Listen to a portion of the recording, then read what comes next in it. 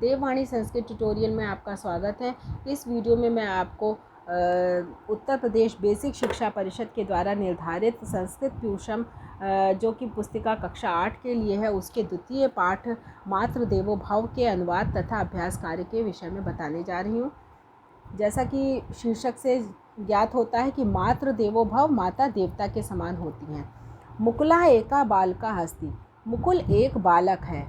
तस्य एकम मित्रमस्ति, उसका एक मित्र है यानी कि दोस्त है। तस्य नाम सतीशा अस्ति, उसका नाम सतीश है। एकदा सतीशस्य जननी ज्वरेण पीड़िता अभवत, एक बार सतीश की माता बुखार से पीड़ित हो गई। सा अवदत्, वो बोली, भो सतीश, अरे सतीश, गच्छ वैद्यम आनय, जाओ और वैद्य को लाओ। सतीश बोला, अयम मे क्रीडनस्य काला, ये मेरा खेलने का समय है। मम मित्राणि आगच्छन्ति, मेरे मित्र आ रहे हैं। अहम क्रीडनार्थम गच्छामि, मैं खेलने के लिए जा रहा हूँ। इति उक्त्वा सः बहिः अगच्छत्, ये कहकर वो बाहर चला गया। तस्मिन् एव, आगे देखते, तस्मिन् एव काले, उसी समय पर, सतीशस्य मित्रम, सतीश का मित्र, मुकुला तत्र प्राप्ता, मुकुल वहाँ आया।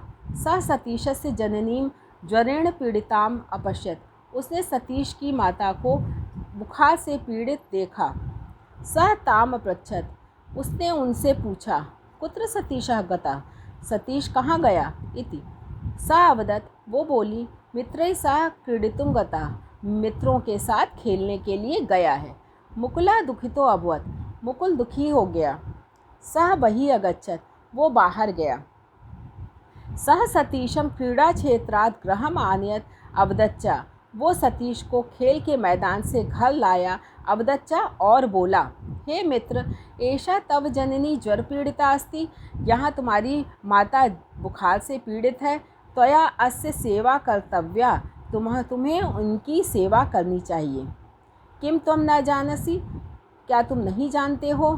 तैत्तिरीयोपनिषद उपदिशति मातृ देवो भव, क्या तुम नहीं जानते हो कि उपनिषद में भी उपदेश दिया गया है कि माता देवता के समान होती हैं। अन्य दपि उक्तम, और भी कहा गया है, अभिवादनशीलस्य नित्यम वृद्धोपसेविना चत्वारि तस्य वर्धन्ते आयुर्विद्या यशोबलम। ये बहुत ही अच्छा सुंदर श्लोक है जिसमें बताया गया है कि अभिवादनशील से, जो कि अभिवादनशील होता है, जो कि विनम्र होता है, जो कि सबका आदर करता है, और नित्यम वृद्धोपसेविना, और हर रोज़ हमेशा बड़े बूढ़ों की सेवा करता है। चत्वारि तस्य वर्धन्ते, उसकी 4 चीज़ें हमेशा बढ़ती हैं। वो 4 चीज़ें क्या है, आयु, विद्या, यश और बल। तो ये 4 चीज़ें उसी व्यक्ति की बढ़ती हैं जो कि अभिवादनशील होता है और हमेशा ही बड़े बूढ़ों की सेवा करता है। अधुना सत्वरम गच्छ, अब तुरंत जाओ, चिकित्सकम च आनय, और वैद्य को लेकर आओ। इति श्रुत्वा, ये सुनकर, सतीशा वैद्यम आनयत, ये सुनकर सतीश वैद्य को लाता है। तस्य जननी प्रमुदिता अभवत, उसकी माता प्रसन्न हो गई। तो यहाँ पर पाठ का अनुवाद समाप्त हो जाता है। अब हम अभ्यास कार्य की तरफ चलते हैं। अभ्यास कार्य में पहला प्रश्न है, उच्चारणम कुरुत पुस्तिकायाम च लिखत, उच्चारण कीजिए और पुस्तिका में लिखिए। क्रीडनार्थम वृद्धोपसेविनः, क्रीडितुम अपृच्छत, दुखितो अभवत, और अभिवादनशीलस्य। फिर प्रश्न नंबर 2 है, एक पदेन उत्तरत, यानी कि आपको उसमें एक पद में उत्तर देना है, एक शब्द में उत्तर देना है। पहला प्रश्न है, सतीशस्य जननी केन पीड़िता अभवत, सतीश की माता किससे पीड़ित थी, तो उत्तर है ज्वरेण। दूसरा प्रश्न है, मुकुला कस्य मित्रम अस्ति, मुकुल का कौन मित्र था, तो उत्तर है सतीशस्य। गा है, कह दुखितो अभवत, कौन दुखी हो गया था, उत्तर है मुकुलः। फिर घा है, कह वैद्यम आनयत, कौन वैद्य को लाया था, तो उसका उत्तर है सतीशा, सतीश वैद्य को लाया था। प्रश्न नंबर 3 में देखिए, कह का उक्तवान उक्तवती इति लिखत, कौन क्या कहता है और कहती है, ऐसा लिखिए।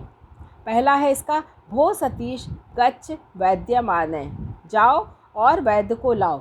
ये किसने कहा था, भो सतीश वैद्यम गच्छ, ये देखिए यहाँ पर दिया हुआ है, ये माता ने कहा था। यहाँ पे गलत लिखा हुआ है, इसको माता कर दीजिए, ये माता ने कहा था।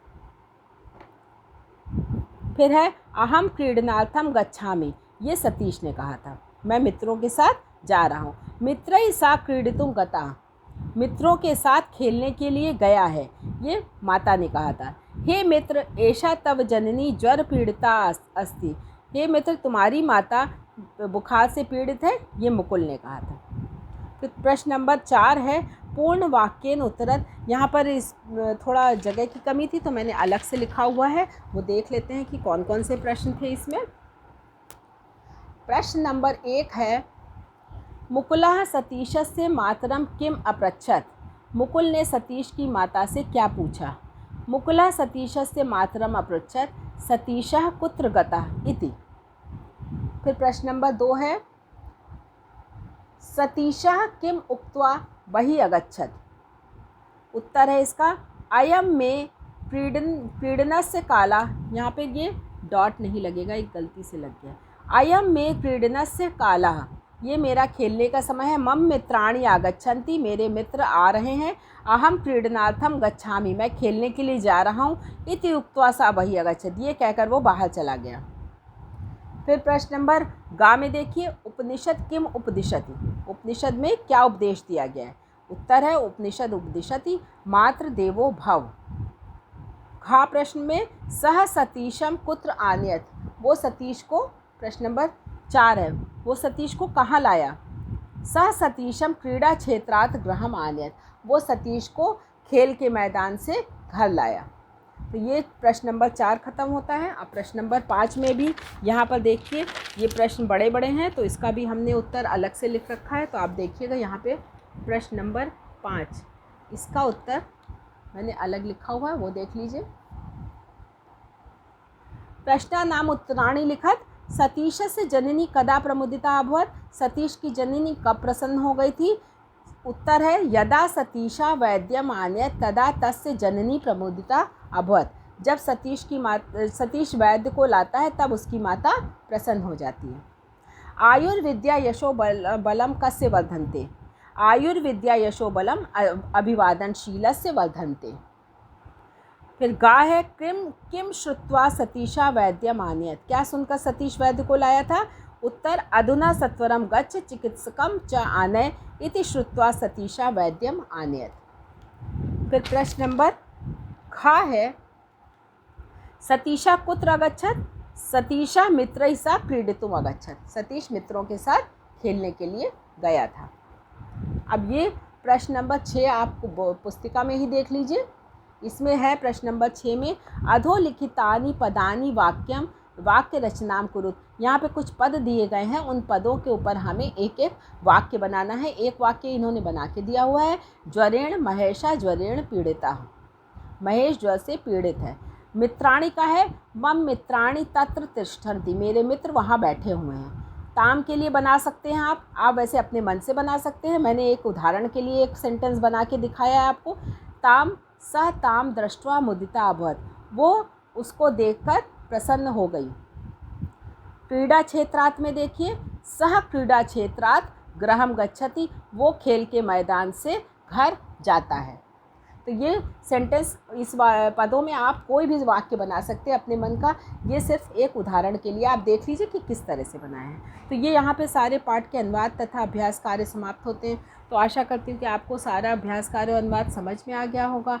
तो अगर समझ में आ गया हो तो वीडियो को लाइक करिए और चैनल को सब्सक्राइब करिए। तो अगले वीडियो तक के लिए धन्यवाद।